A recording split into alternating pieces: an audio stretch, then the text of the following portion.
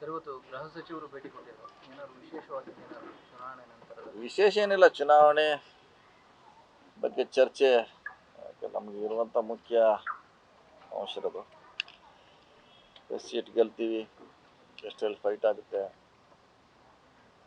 ಯಾವ ಸೋಲ್ತೀವಿ ಅನ್ನೋ ಬಗ್ಗೆ ಚರ್ಚೆಗೆ ಬಂದಿದ್ರು ಅವರು, ಹೋಮ್ ಮಿನಿಸ್ಟ್ರಿ. ಸೊ ಚರ್ಚೆ ಮಾಡಿದ್ವಿ ಅಷ್ಟೇ, ಅದನ್ನು ಬಿಟ್ಟರೆ ಬೇರೆ ಏನಿಲ್ಲ. ನಿರೀಕ್ಷೆ ಏನಿದೆ ಸರ್? ಉತ್ತರ ಕರ್ನಾಟಕ ಭಾಗದ ಕಡೆ ತುಂಬಾ ಇದೀಗ ಹೆಚ್ಚಿಗೆ ಗೆಲ್ತೀವಿ, ಒಟ್ಟಾಗೆ ಕನಿಷ್ಠ ಅರ್ಧದಷ್ಟಾರು ಗೆಲ್ಲುವಂಥ ವಿಶ್ವಾಸ ಇದ್ದಾರೆ. ಅಷ್ಟಂತ ಕನಿಷ್ಠ ಗೆಲ್ತೀವಿ. ಸೊ ಅವ್ರದ್ದು ಕೂಡ ಸಮೀಕ್ಷೆ ಅಂತ ಅವರು ಮಾಹಿತಿ ಹೆಚ್ಚು ಕಮ್ಮಿ ಅದೇ ಲೆವೆಲಲ್ಲಿ ಇದ್ದಾರೆ ಅವ್ರದ್ದು, ಅರ್ಧದಷ್ಟು ಅಂತ. ಸೊ ಅಂತಿಮವಾಗಿ ನೋಡೋಣ, 6ವರೆಗೆ 4ವರೆಗೆ ಕಾಯಲೇಬೇಕು. ಚುನಾವಣೆಗೂ ಮುನ್ನ ಕಾಂಗ್ರೆಸ್ ಸರ್ಕಾರದಲ್ಲಿ ಡಿಸಿಎಂ ಹುದ್ದೆಯ ವಿಚಾರಕ್ಕೆ ಸಾಕಷ್ಟು ಚರ್ಚೆ ಜೋರಾಗಿ ನಡೆದಿತ್ತು ಸರ್, ಸಮುದಾಯವಾರು ಕೊಡುವಂಥದ್ದು. ಆ ಚರ್ಚೆ ಈಗ ಜೀವಂತ ಇದೆಯಾ ಸರ್? ಚುನಾವಣೆ ಮುಗಿತಾರೆ, ಚುನಾವಣೆಗೋಸ್ಕರ ಒಂದೇನೋ ಕೂಗಿತ್ತು, ಅದು ಚುನಾವಣೆ ಆಗಿ ಹೋಯ್ತು. ಈಗ ಇನ್ನೇನು ಪ್ರಶ್ನೆ ಅಲ್ಲ, ಆಮೇಲೆ ನೋಡೋಣ. ಚುನಾವಣೆಗೋಸ್ಕರ ಕೂಗಿತ್ತು, ಅದು ಏನಾರು ಅನುಕೂಲ ಆಗುತ್ತೆ ಅಂತ. ಈಗ ಚುನಾವಣೆ ಮುಗಿದು ಹೋಗಿದೆ, ಸೊ ಅದು ಪ್ರಶ್ನೆ ಬರೋದಿಲ್ಲ. ಆಮೇಲೆ ಯಾವಾಗ ನೋಡೋಣ, ಚುನಾವಣೆ ಹತ್ತಿರ ಬಂದಾಗ ನೋಡೋಣ. ಫಲಿತಾಂಶ ಆದ ಬಳಿಕ ಸಂಪುಟ ಪುನರಚನೆ ಆಗುತ್ತೆ, ಈ ರೀತಿ ಚರ್ಚೆಗಳು ಅದ್ರ ನಡುವೆ ಏನಾದರೂ ಡಿಸಿಎಂ ವಿಚಾರ ಇಲ್ಲ ಸೇಮ್ ಇಲ್ಲ ಹೇಳಿದ್ರಲ್ಲ, ಅದು ಅವಾಗ ಏನೋ ಚುನಾವಣೆಗೆ ಅನುಕೂಲ ಆಗುತ್ತೆ ಅಂತ ಕೂಗಿತ್ತು, ಎಲ್ಲರೂ ಮಾಡ್ತಾಯಿದ್ರು. ಈಗ ಚುನಾವಣೆ ಆಗಿ ಹೋಗಿದೆ, ಸೊ ಇನ್ನು ಅದ್ರ ಬಗ್ಗೆ ಕೂಗು ಅಷ್ಟು ಬೇಡಿಕೆ ಸದ್ಯ ಇಲ್ಲ.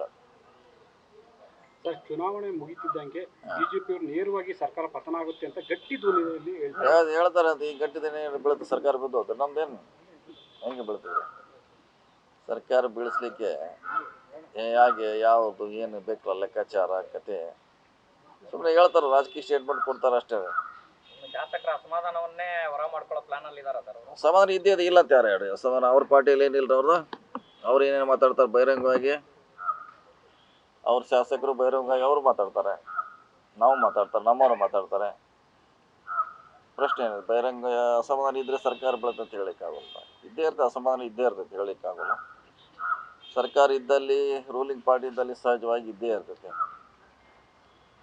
ಸೊ ಅದಕ್ಕೂ ಸರ್ಕಾರ ಬೀಳುತ್ತೈತೆ ಅಂತ ಹೇಳೋಕ್ಕೂ ಯಾವುದೇ ರೀತಿ ಸಂಬಂಧ ಇರಲ್ಲ. ಅದಕ್ಕೆ ಬಿಜೆಪಿ ರಾಜ್ಯಾಧ್ಯಕ್ಷರು ಸ್ಪಷ್ಟವಾಗಿ ಹೇಳ್ತಿದ್ದಾರೆ, ಸರ್ಕಾರ ಬಿದ್ದರೆ ನಾವು ಹೊಣೆ ಅಲ್ಲ ಅನ್ನುವಂಥ ಮಾತು.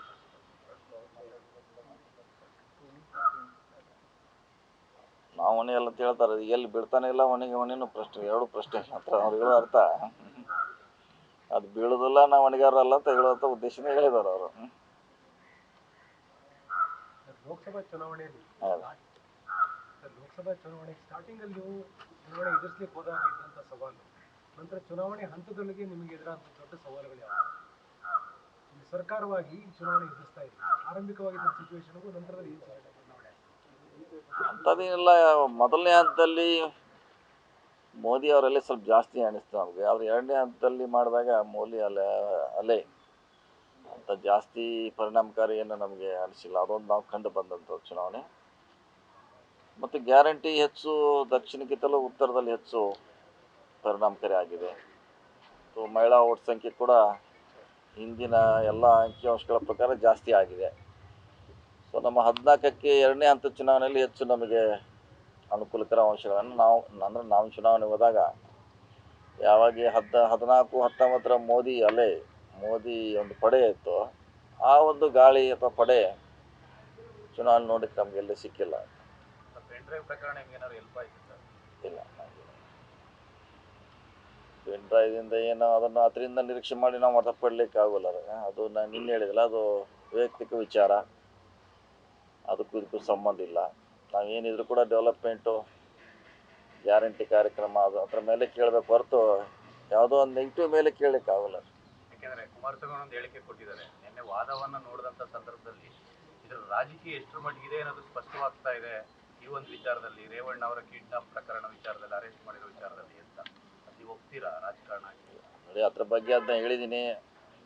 ಅದು ಇಂಡಿವಿಜುವಲ್ ಸಮಸ್ಯೆ, ಪೊಲೀಸರಿದ್ದಾರೆ, ಅವರಿದ್ದಾರೆ, ಬಗೆಹರಿಸ್ತಾರೆ. ಇನ್ನು ದಿವಸ ಒಂದು ಟ್ವಿಸ್ಟ್ ಆಗ್ತೈತೆ, ಅದು ದಿವಸ ಹೇಳಲಿಕ್ಕೆ ಆಗೋಲ್ಲ. ಎಲ್ಲ ನಾವು ಅದನ್ನೇ ಬಿಟ್ಟು ಅದನ್ನೇ ಹೇಳಬೇಕಾಗುತ್ತೆ. ದಿವಸ ಒಂದು ಕಡೆ 10 ಸಮಸ್ಯೆ, ಎಲ್ಲರೂ ಆ ಕಡೆ ಅವ್ನು ಹಿಡಿದ್ರು, ಈ ಕಡೆ ಇವನ್ ಮನೆಯಲ್ಲಿ ಪೆನ್ ಡ್ರೈವ್ ಇತ್ತು, ಅವ್ನು ಫೋನ್ ಮಾಡಿದ್ದ, ಇವ್ರಿಗೆ ಫೋನ್ ಇವ್ರು ಹಚ್ಕೊಟ್ರು. ಇದ್ರ ಬಗ್ಗೆ ನಮ್ಗೆ ಹೇಳಲಿಕ್ಕೆ ಆಗೋಲ್ಲ. ಯಾಕಂದರೆ ಅದು ಬೇಕು ಅಂತ ಪೊಲೀಸರಿದ್ದಾರೆ, SIT ಇದೆ, ಅವ್ರು ತನಿಖೆ ಮಾಡ್ತಾರೆ ಅಂತೀನಿ, ಕಾಯೋಣ. ಏನು ಅರ್ಜೆಂಟ್ ಏನಿದೆ ಪೊಲಿಟಿಕಲ್ ಅಂತ ನೇರವಾಗಿ ಅವರು ಆರೋಪ ಮಾಡ್ತಾ ಇದ್ದಾರೆ. ಒಂದು ಆಡಿಯೋ ಕೂಡ ಬಿಡುಗಡೆ ಆಗಿತ್ತು. ಆಡಿಯೋ ಕೂಡ ಬಿಡುಗಡೆ ಆಗಿದೆ. ದೊಡ್ಡ ತಿಮಿಂಗ್ಲ ಹಿಡಿದ್ರೆ ಸಣ್ಣ ತಿಮಿಂಗ್ಲೆಲ್ಲ ಹಿಡಿದಾಕ್ತಾರೆ. ಇನ್ನೂ ಅವಕಾಶ ಇದೆಯಲ್ಲ, ಈಗ ಇನ್ನೂ 2 ತಿಂಗಳ ಅವಕಾಶ ಇದೆ ಚಾರ್ಜ್ ಶೀಟ್ ಹಾಕಲಿಕ್ಕೆ, ಕೋರ್ಟಿಗೆ ತಿಳಿಸ್ಲಿಕ್ಕೆ.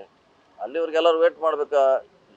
ಪೊಲೀಸ್ ಏನು ತನಿಖೆ ಮಾಡ್ತಾರೆ ಯಾರಿಗೆ ಗೊತ್ತದ, ಯಾವ ಆ್ಯಂಗಲ್ನಲ್ಲಿ ಮಾಡ್ತಾರೆ, ಯಾರಿಗೆ ಕ್ವಶನ್ ಮಾಡ್ತಾರೆ.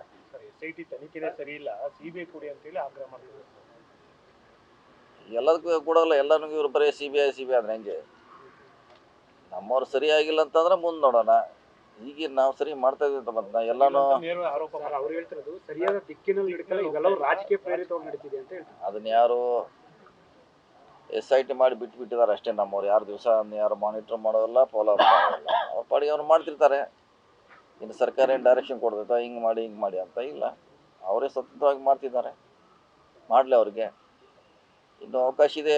ತಪ್ಪಿದೆ ಅಂತ ಹೇಳಲಿಕ್ಕೆ ನಾ ಹೇಳಿದ್ರೆ ಕೋರ್ಟ್ ಇದೆ ಮೇಲ್ಗಡೆ, ಅಲ್ಲಿ ಹೇಳಿ. ಹಿಂದೆ ರಮೇಶ್ ಜಾರಕಿಹೊಳಿ ಪ್ರಕರಣದಲ್ಲೂ ಕೂಡ ಒಂದು ಆರೋಪ ಬಂತು, ಮಹಾನ್ ನಾಯಕ ಒಬ್ರು ಮಾಡ್ತಾರೆ ಅಂತ. ಈ ಬಾರಿ ಕೂಡ ಪೆನ್ ಡ್ರೈವ್ ಅಲ್ಲೂ ಅದೇ ಮಹಾನ್ ನಾಯಕ ಅನ್ನುವಂತ ಆರೋಪ ಕೇಳಿ ಎರಡು ಒಂದೇ ಮಹಾನಾಯಕನ ಏನ್ ಮಾಹಿತಿ ಇದೆ ಸರ್? ಹೇಳಿಲ್ಲ, ಅದು ವೈಯಕ್ತಿಕವಾದ ವಿಚಾರ, ಅದ್ರ ಬಗ್ಗೆ ನಾ ಜಾಸ್ತಿ ಹೇಳಿಕ್ಕಾಗೋಲ್ಲ. ಅದೇನಿದ್ರು ಅವರಲ್ಲಿ ಕಾನೂನಲ್ಲಿ ಅವಕಾಶ ಇದೆ. ಯಾರು ಆರೋಪ ಮಾಡ್ತಾರೆ ಕಾನೂನಲ್ಲಿ ಅವಕಾಶ ಇದೆ, ಅವ್ರಿಗೆ ಪ್ರೂವ್ ಮಾಡಲಿಕ್ಕೆ, ಮಾಡ್ಕೊಳ್ಳಿಕ್ಕೆ ಅವಕಾಶ ಇದೆ. ಸುಮ್ಮನೆ ಆರೋಪ ಮಾಡಿದ್ರೆ ಅದು ಸಾಬೀತಾಗಬೇಕಲ್ಲ. ಇನ್ನು ಯಾರೋ ಹೆಸರುಗಳು ಕೂಡ ಸಾಬೀತಾಗಬೇಕು. ಅದು ಬಟ್ ಸಿಮಿಲರ್ ಇದೆಯಲ್ಲ ಅಂತ ಆರೋಪ ಇದ್ರೂ ಅವ್ರಿಗೆ ಅವಕಾಶ ಇದೆ, ಕಾನೂನಲ್ಲಿ ಅವಕಾಶ ಇದೆ, ಕಾನೂನು ಪ್ಲಾಟ್ಫಾರ್ಮ್ ಇದೆ. ಅಲ್ಲಿ ಅದ್ರ ಬಗ್ಗೆ ನ್ಯಾಯ ಕಂಡುಕೊಳ್ಬೇಕಷ್ಟೇ, ಅದಕ್ಕಿಂತ ಹೆಚ್ಚು ಹೇಳಿಕ್ಕಾಗಲ್ಲ. ನ್ಯೂಸ್ ಫಸ್ಟ್ ನಿರ್ಭೀತಿಯಿಂದ ನಿಮ್ಮ ಪರವಾಗಿ.